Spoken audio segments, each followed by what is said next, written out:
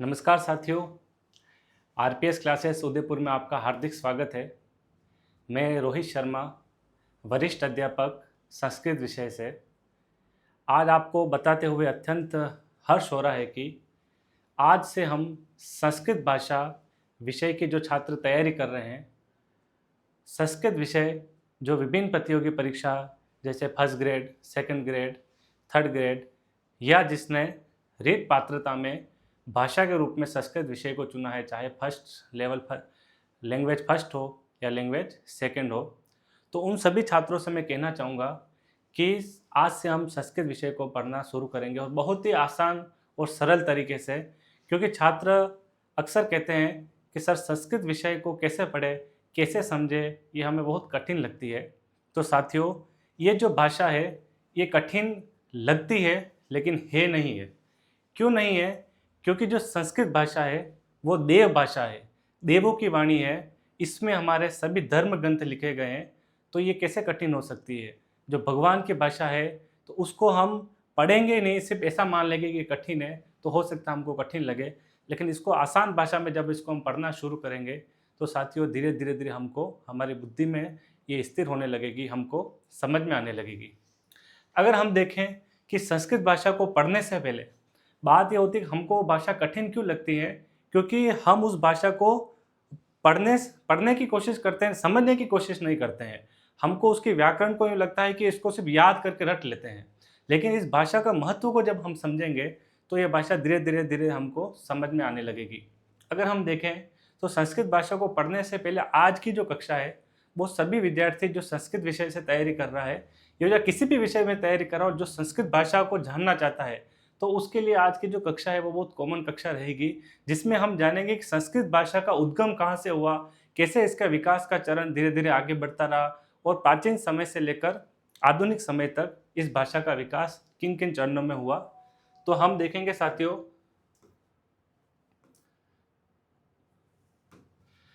संस्कृत भाषा का स्वर्णिम इतिहास। देववाणी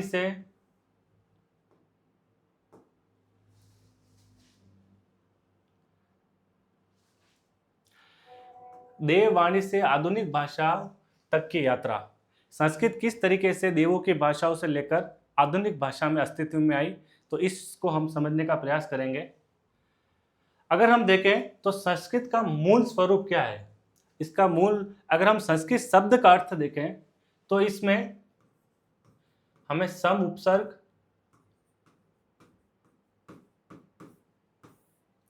क्री धातु और कट प्रत्यय लगा होता है। मतलब संस्कृत शब्द में सम उपसर्ग है, क्री धातु है और कट प्रत्यय है, और जो कट प्रत्यय है इसमें क की इस संज्ञा हो जाती है और त शेष रहता है।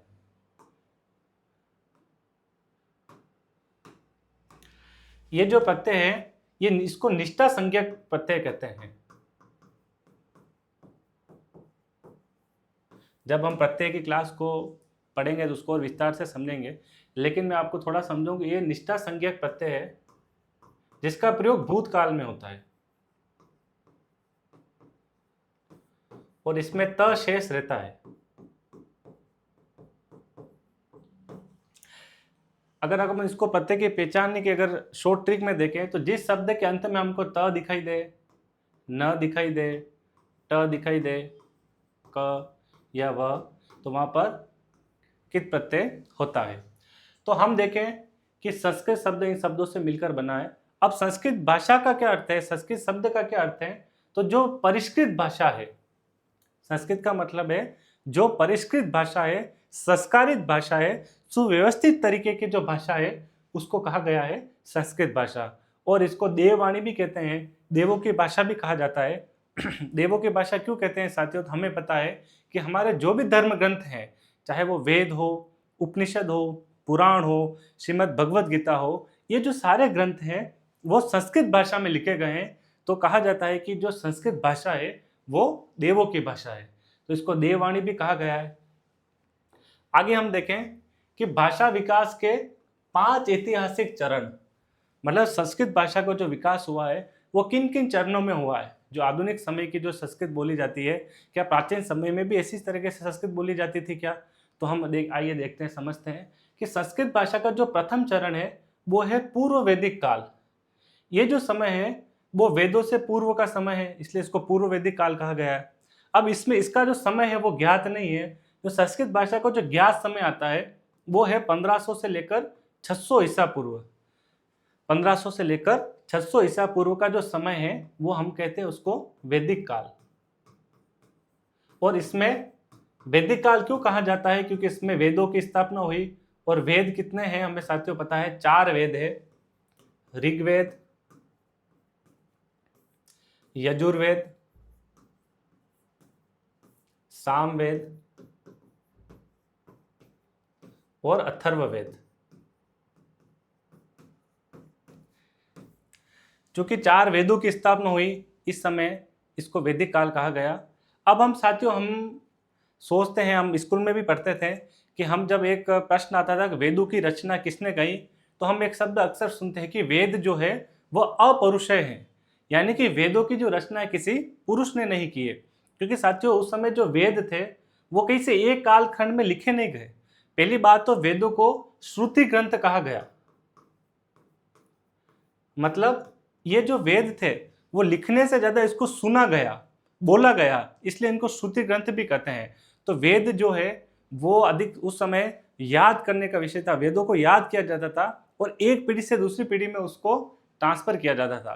तो अनेक पीढ़ियों में वेदों की बात एक पीढ़ी से दूसरी पीढ़ी चलती गई और एक समय में ज्ञात नहीं होता है। और उसके बाद जब हमें नहीं पता चला कि वेद किसने लिखे, तो हमारी संस्कृति में कहा गया कि वेद अपौरुषेय है, वेदों की रचना स्वयं ब्रह्मा जी ने की है। इसलिए हमें वेदों का समय तो पता चलता है कि 1500 से लेकर 600 ईसा पूर्व।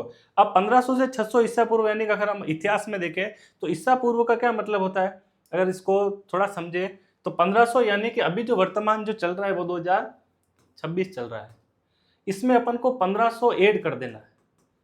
तो लगभग 3500-3600 साल पहले हमारा वैदिक काल की गणना की गई।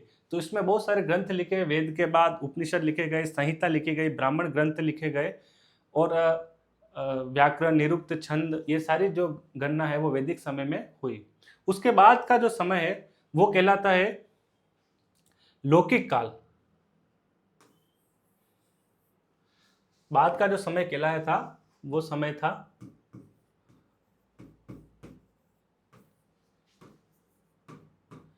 लौकिक काल।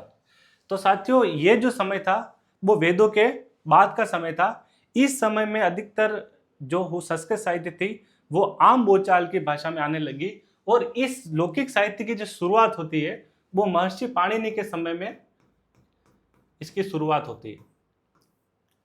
और पाणिनि जो है वो व्याकरण के हमारे रचयिता है, या यूं कहें कि संस्कृत की आत्मा है।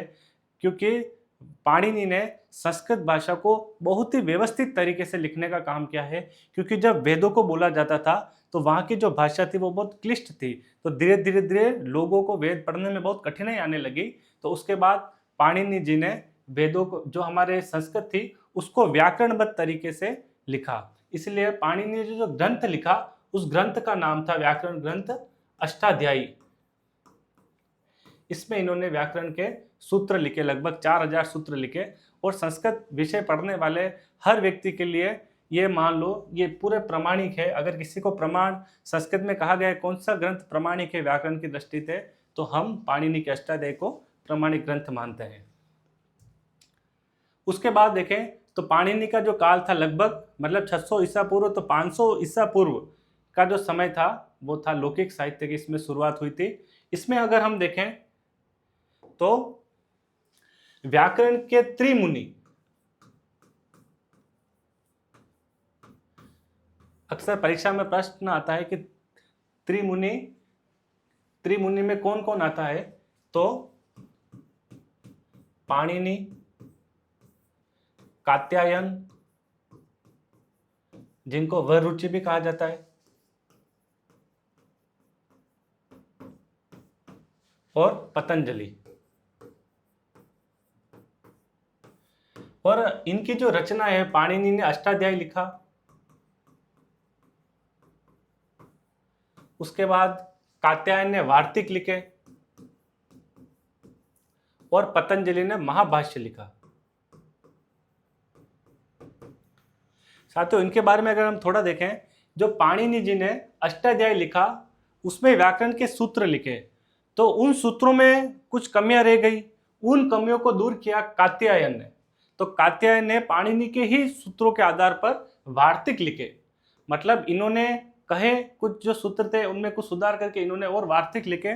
उसके बाद पतंजलि ने इन दोनों के जो सूत्र थे उनमें और सुधार करके और अपना ऐड करके महाभाष्य लिखा। इस कारण पतंजलि को भाष्यकार भी कहा जाता है। तो ये थे हमारे व्याकरण के त्रिमुनि। इन सबको हम आगे जब कक्षा पढ़ेंगे तो इनको और विस्तार से हम इनका अध्ययन करेंगे। उसके बाद साथियों देखें, जो वैदिक संस्कृत है वो जो समय हमने देखा 1500 से 600 ईसा पूर्व, इसमें वेदों की रचना हुई, यज्ञ और धर्म से जुड़ी भाषाएं। इसमें एक बात मैं आपको और समझाना चाहता हूं कि जब वैदिक समय था तो उस समय में स्वरों के उच्चारण के लिए जो चीजें प्रयोग आती थी वो थे उदात्त, अनुदात्त और स्वरित। इनके माध्यम से स्वरों को या वेदों को पढ़ा जाता था। उदात्त का मतलब होता है जिन स्वरों को हम ऊंचे बोलते हैं, उच्चैरुनुदात्त। संस्कृत में सूत्र भी है कि जिन स्वरों का उच्चारण स्थान ऊंचा होता है उसको उदात्त कहा गया, जिन स्वरों का उच्चारण स्थान थोड़ा नीचा होता है उसको अनुदात्त कहा गया, और उदात्त और अनुदात्त से दोनों से मिलकर जो स्वर बनते हैं उसको स्वरित कहा गया। तो वेदों को पढ़ने के लिए उदात्त, अनुदात्त और स्वरित का प्रयोग किया जाता था। साथियों, उसके बाद हम देखें, जब लौकिक साहित्य की शुरुआत हुई तो पाणिनि का जो समय था उससे लौकिक साहित्य की शुरुआत हुई। लेकिन जो लौकिक साहित्य आम बोलचाल की भाषा में आने लगी, या लौकिक साहित्य का जो सबसे बड़ा महाकाव्य उस समय रचना की गई, तो सबसे बड़ा जो महाकाव्य है लौकिक साहित्य का वो था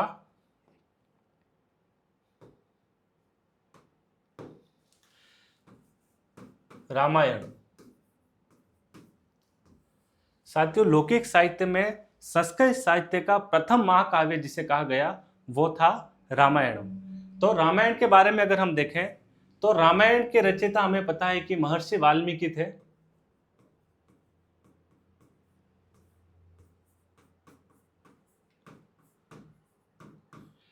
महर्षि वाल्मीकि ने रामायण की रचना की।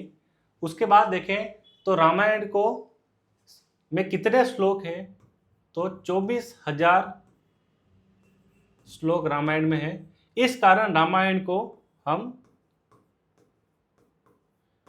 चतुर्विंशति सहस्त्री संहिता भी कहते हैं।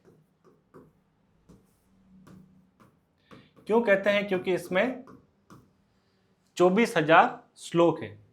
उसके बाद देखें तो रामायण में जो रस है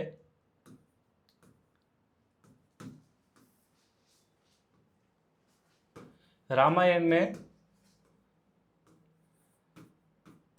करुण रस है। रामायण में करुण रस का प्रयोग किया गया है।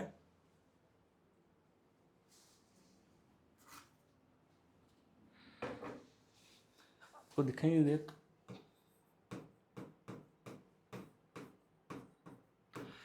करुण रस जो है उससे रामायण की शुरुआत ही इसी रस के माध्यम से हुई। एक रामायण लिखने से पहले एक कहानी आती है कैसे किस तरीके से वाल्मीकि जी ने रामायण लिखी। तो कहा जाता है कि वाल्मीकि जी तमसा नदी के तट पर थे। तो उस समय क्या होता है कि वो एक क्रोंच पक्षी को देखते हैं, और जब वो क्रोंच पक्षी को देखते हैं, वो प्रेम विलास कर रहे होते हैं। उस समय दोनों जोड़ा होता है क्रोंच पक्षी का। तो उस समय एक शिकारी आता है और शिकार के माध्यम से जो नर पक्षी होता है उसको वो शिकार तीर लगते हैं और वो मर जाता है। तो वो नर क्रोंच पक्षी के मरने पर जो मादा होती है वो उसको देखकर विलाप करते करते वो भी अपने प्राणों को त्याग देती है। तो ये जो दृश्य है वो वाल्मीकि जी देख रहे होते हैं, और इस दृश्य को देखकर करुणा से उनके मुख से स्वतः एक श्लोक निकला कि माँ निषाद प्रतिष्ठाम त्वम गम शाश्वती समहा यत क्रोंच मिथुना देखम अवधि काम मोहितम। कि माँ निषाद प्रतिष्ठाम त्वम गम शाश्वती समा, यानी कि हे निषाद, हे शिकारी, इस क्रोंच पक्षी को प्रेम पूर्वक विलास करते हुए तुमने जिस तरीके से तुमने इसको मारा है, तो तुम अपने जीवन में कभी भी प्रतिष्ठा को प्राप्त नहीं करोगे। तो ये जो श्लोक था, कौन सा श्लोक मैं आपको लिखा भी दूं,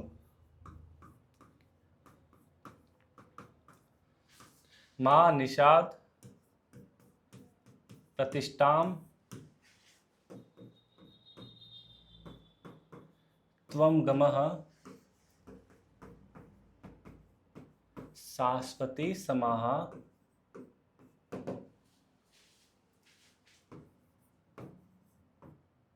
यत् क्रोंच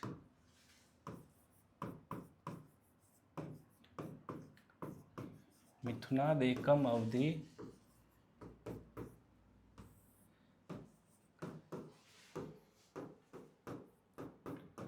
का मोहितम। यह श्लोक संस्कृत साहित्य का प्रथम श्लोक माना गया और इस श्लोक के बाद अनुष्टुप छंद की रचना हुई। साथियों, अनुष्टुप छंद जो 8-8 अक्षर पर यति होती है, उसकी संस्कृत साहित्य में जो शुरुआत हुई वो इसी श्लोक के माध्यम से हुई। उसके बाद हमें पता है कि इसको, क्योंकि हम रामायण महाभारत भी शॉर्ट तरीके में, सरल तरीके से इसका सिर्फ सामान्य जानकारी जान रहे हैं, जब इसको विस्तार से पढ़ेंगे, इसको और बाद में हम डिटेल्स में पढ़ेंगे इसको। रामायण में हमें यह पता है कि इसमें कितने कांड है, 7 कांड है।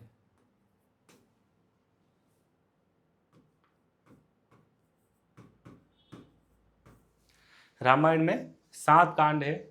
पहले कांड का नाम है बाल कांड, फिर है अयोध्या कांड,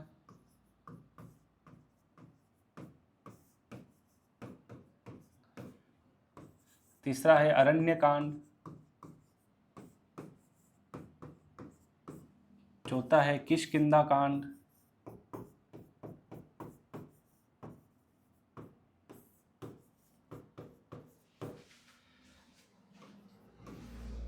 पांचवा है युद्ध कांड, सुंदर कांड,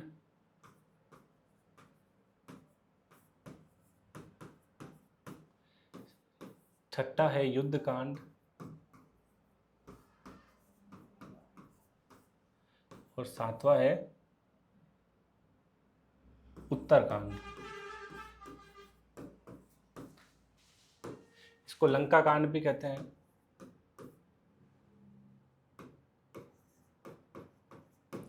तो इन 7 कांड में, मतलब कहें कि ये 7 चैप्टर है जिसमें रामायण पूरी लिखित है, और इसको लिखने वाले थे महर्षि वाल्मीकि।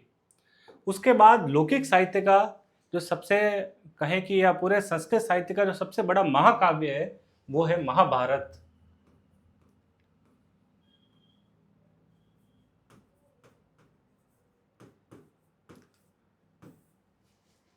महान भारत वंशस्य इतिहास इति महाभारतम, मतलब भारत के महान वंश का, महान वंश का इतिहास जो है वो महाभारत कहलाता है।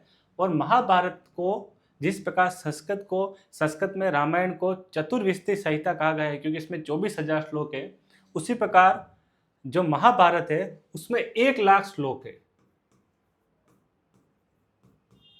इस कारण इसको सतसाहस्त्री संहिता भी कहा जाता है।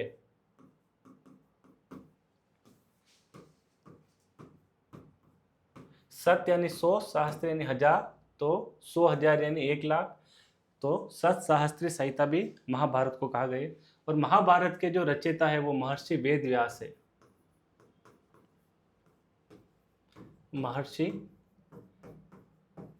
वेद व्यास, इनका जो मूल नाम था वो था कृष्ण द्वैपायन वेद व्यास। कृष्ण द्वैपायन व्यास। द्वैपायन उसको क्यों कहा गया है, क्योंकि यमुना के द्वीप पर इनका जन्म हुआ और कृष्ण वर्ण के होने के कारण इनका नाम ये था। लेकिन वेद व्यास इनका नाम यूं पड़ा क्योंकि इन्होंने वेदों को 4 भागों में बांटा। साथियों, हमने वैदिक समय में पढ़ा था कि वेद 4 है, लेकिन वो वेद जो थे वो व्यवस्थित तरीके से नहीं थे, क्योंकि वेद तो अथाह थे। तो वेद व्यास जी ने उन वेदों को 4 अलग अलग भागों में विभाजित किया, जिसको उन्होंने नाम दिया ऋग्वेद, यजुर्वेद, सामवेद और अथर्ववेद। तो वेदों को विभाजित होने के कारण ही इनका नाम पड़ा वेद व्यास। उसके बाद देखें कि महाभारत में जो पर्व है, जिस प्रकार रामायण में 7 चैप्टर है जिसको कांड कहा गया, 7 कांड, उसी प्रकार महाभारत में 18 पर्व है, अलग अलग 18 पर्व है। इस प्रकार जो छठा पर्व है, छठे पर्व में अगर हम देखें उसका नाम है भीष्म पर्व। तो साथियों इस भीष्म पर्व में से श्रीमद् भगवद गीता उद्धृत है। हमारी जो श्रीमद् भगवद गीता, हमारा जो धर्म ग्रंथ है, वो महाभारत के भीष्म पर्व से ली गई है। तो महाभारत में 18 पर्व है, इनके रचयिता महर्षि वेदव्यास है और इसमें 1,00,000 श्लोक है। इस कारण इसको सतसहस्त्री संहिता भी कहा गया। अब देखिए महाभारत में जो मूल जो उसका कहे कि क्या संदेश है, तो यथो धर्म तथो जयः। महाभारत की एक उक्ति है कि जहां धर्म है, यतो धर्म ततो जयः, जहां धर्म है वहां विजय है। और एक साथ महाभारत में एक बहुत ही अच्छी बात कही गई कि धर्मे च अर्थे च कामे च मोक्षे च भरत शर्वः यदि हास्ति तद अन्यत्र, यदि हास्ति तद अन्यत्र यन्ने हास्ति न तद क्वचित्। यानी कि धर्म, अर्थ और काम और मोक्ष में जो कुछ भी महाभारत में है वह अन्य भी आपको मिल सकता है, लेकिन इस संबंध में जो महाभारत में नहीं है वो विश्व के किसी भी ग्रंथ में नहीं है, या विश्व में ही नहीं है। इसीलिए आज भी हम समाज में देखें कि जो हमारे साथ हो रहा है वो महाभारत में हो चुका है। आप अपने जीवन में वर्तमान में परिप्रेक्ष्य में अगर देखें, जो जो घटना है, जो जो चीज़ आज से लेकर अब तक जितने भी आपकी उम्र है, वो जो चीज़ें आपके साथ घटित हुई है, वो सारी चीज़ें जो है वो महाभारत में पहले ही घटित हो चुकी है। और जो आपके साथ नहीं हुई है वो महाभारत में भी नहीं है। मतलब जो महाभारत में है वो पूरे सर्वत्र विश्व में व्याप्त है, इस कारण इनको ये श्लोक बताया गया। तो लौकिक साहित्य में ये 2 बड़े महाकाव्य हम देखने को मिलते हैं। उसके बाद लौकिक साहित्य धीरे धीरे लोगों में जो है संस्कृत के प्रति रुझान बढ़ने लगा। उसके बाद अगर हम देखें कि संस्कृत साहित्य में जो सबसे ज़्यादा साहित्य का जो भाषा जो है वो साहित्य के रूप में जो प्रचलित हुई, वो हुई महाकवि कालिदास के बाद।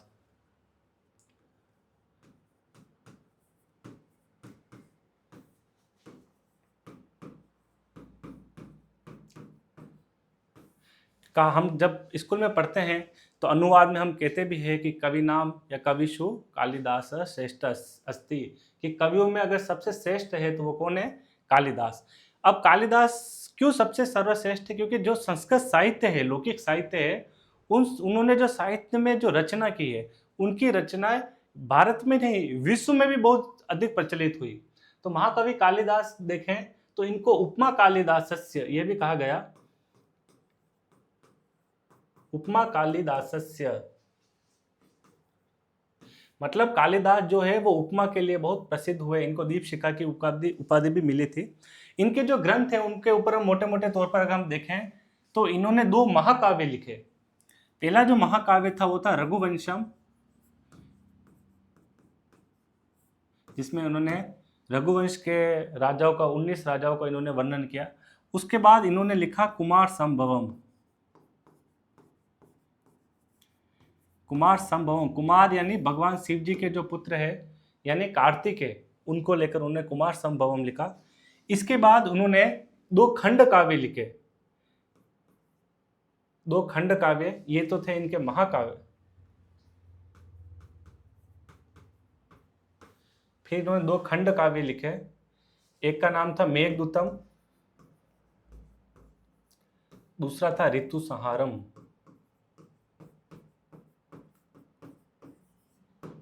फिर इन्होंने 3 नाटक भी लिखे। इनके जो 3 नाटक थे,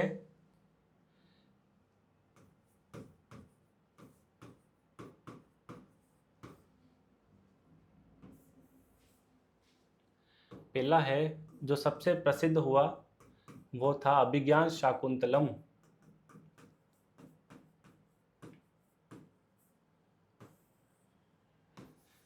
फिर मालविका अग्निमित्रम,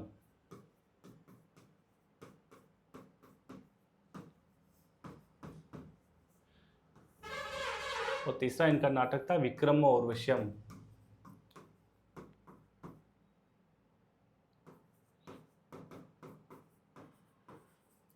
तो ये कालिदास के 3 नाटक थे। इसमें से कालिदास का जो सबसे प्रसिद्ध नाटक था वो था अभिज्ञान शाकुंतलम। और अभिज्ञान शाकुंतलम के बारे में कहा भी गया है कि काव्येषु नाटकम रम्यम, काव्येषु नाटकम रम्यम तत्र रम्या शकुंतला, यानी काव्य में नाटक अच्छे लगते हैं और उसमें भी तत्र रम्या शकुंतला, और जो अभिज्ञान शाकुंतलम में उन नाटकों में भी सर्वश्रेष्ठ लोगों को पसंद आया। अभिज्ञान शाकुंतलम विश्व में भी बहुत प्रचलित नाटक है। इसका अंग्रेजी अनुवाद विलियम जोन्स ने किया था। उसके बाद ये विश्व में सबसे ज़्यादा पढ़ा जाने वाला नाटक है। उसके बाद इन्होंने मालिका अग्निमित्रम भी लिखा और विक्रम उर्वशम लिखा। तो कालिदास जी के बाद संस्कृत साहित्य जो है अब धीरे धीरे उसकी वृद्धि होती गई उत्तरोत्तर। उसके बाद बहुत सारे नाटक लिखे गए। भास ने बहुत नाटक लिखे, 13 नाटक लिखे। फिर भवभूति ने उत्तर रामचरितम लिखा। उसके बाद भारवी ने नाटक लिखे। फिर धीरे धीरे धीरे धीरे संस्कृत जो है, उसके बाद गणित में आर्यभट्ट, वराहमिहिर ने भी गणित के जो सिद्धांत है वो संस्कृत में लिखे। और संस्कृत का जो विकास है वो निरंतर आज के समय में चल रहा है। तो साथियों, जो वैदिक संस्कृत हमने देखी थी,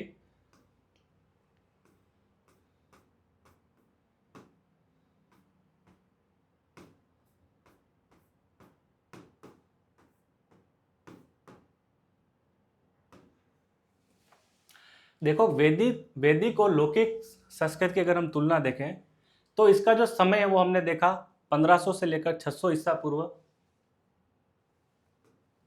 उसके बाद इसमें के प्रमुख ग्रंथ जो थे वैदिक संस्कृत में, वैदिक साहित्य में देखें तो वो थे ऋग्वेद, वेद थे, उपनिषद थे, संहिता ग्रंथ थे। लेकिन लौकिक साहित्य में हम देखें तो जो प्रमुख ग्रंथ थे रामायणम, महाभारतम, कालिदास के प्रमुख नाटक। व्याकरण की बात करें अगर तो वैदिक साहित्य में जो व्याकरण थी या जिससे वेदों को बोला जाता था वो उदात, अनुदात, स्वरित पर आधारित था। उसके बाद जो है वो व्याकरण को अब तक जो सिद्धांत चल रहा है वो पाणिनि के अष्टाध्यायी जो सबसे ज़्यादा मानकीकृत ग्रंथ माना गया। फिर देखें तो वैदिक साहित्य में जो सबसे ज़्यादा इंपॉर्टेंट जो चीज़ें थी वो संस्कृत भाषा को यज्ञ और धर्म से जोड़ी जाती थी। लेकिन उसके बाद जैसे लौकिक साहित्य में हमने देखा जिसमें रामायण, महाभारत और कालिदास के जो नाटक आए तो उस समय साहित्य का बहुत ज़्यादा विकास हुआ और जो संस्कृत है साहित्य और लोक व्यवहार में आमतौर पर प्रचलित होने लगी। तो साथियों, इस तरीके से धीरे धीरे धीरे संस्कृत भाषा का विकास हुआ। फिर उसके बाद संस्कृत भाषा के बाद प्राकृत भाषा आई, उसके अपभ्रंश आई और उसके बाद जो है हमारी हिंदी जो भाषा है वो अस्तित्व में आने लगी। तो इसीलिए कहा जाता है कि सभी भाषाओं की जो जननी है वो संस्कृत भाषा है। क्यों? क्योंकि इसी भाषा के माध्यम से अन्य भाषाओं का अस्तित्व दिखाई देता है। इसी के माध्यम से हम देखें तो मराठी है, ये जो हिंदी है, शौरसेनी है, ये कहीं ना कहीं संस्कृत भाषा से प्रचलित है। फिर अगर हम देखें साथियों, देखिए आप कि संस्कृत ये पूरा वृक्ष है जिसमें सभी भाषाएं, हिंदी, गुजराती, मराठी, बंगाली, सभी भाषा इस कहीं ना कहीं संस्कृत से प्रभावित है। तो साथियों, ये संस्कृत साहित्य का पूरा हमने कालक्रम देखा, कैसे इसकी उत्पत्ति हुई वैदिक समय से लेकर लौकिक साहित्य और आज आधुनिक समय में भी। जहाँ अगर हम देखें आज के समय में artificial intelligent AI, chat GPT के ज़माने में भी आज भी कंप्यूटर के लिए अगर कोई भाषा सर्वश्रेष्ठ भाषा मानी जाती है तो वो संस्कृत भाषा को ही हम सर्वश्रेष्ठ भाषा मानते हैं। तो इसको जैसे जैसे हम पढ़ेंगे, आज मैंने आपको लग रहा होगा कि रामायण, महाभारत, ये तो मैंने इसका सामान्य परिचय आपको बताया, इसलिए बताया कि ये जो भाषा है इस भाषा को पढ़ने से पहले इसको समझना आवश्यक है। एक भाषा वैदिक समय में कैसे थी, कैसे अस्तित्व में आई, किन महान कवियों ने इस भाषा को निरंतर आगे बढ़ाया और आज भी महान कवि हमारे आधुनिक जो अर्वाचीन कवि वो संस्कृत भाषा में विभिन्न ग्रंथों के माध्यम से आम बोलचाल के लोगों तक संस्कृत भाषा का प्रचार प्रसार कर रहे हैं। तो संस्कृत जो है सिर्फ क्लिष्ट भाषा है या कठिन भाषा है ऐसा हम नहीं सोचेंगे। ये हमारी देव भाषा है, देववाणी है और हमारी मातृभाषा है। इस तरीके से भी इसको हम, जब हमारे अंदर इसके प्रति प्रेम होगा, जब इसके अंदर हमारे भाव बढ़ेगा, तब जाके हम इस भाषा को ग्रहण कर पाएंगे। और मैं आपको विश्वास दिलाऊंगा कि आगे हम निरंतर इस भाषा को लेकर हम इसकी तैयारी करेंगे। जो प्रतियोगी परीक्षाओं में संस्कृत विषय जिसमें हम संधि, समास, उपसर्ग, प्रत्यय, कारक, पूरी ग्रामर, उसके बाद पूरा साहित्य धीरे धीरे हम इसी यूट्यूब चैनल के माध्यम से आप तक पहुंचाएंगे। तो साथियों, आप हमारे साथ RPS क्लासेस के साथ जुड़े रहें। निरंतर हम आपके साथ ऐसे ही मिलते रहेंगे। आपका बहुत बहुत धन्यवाद।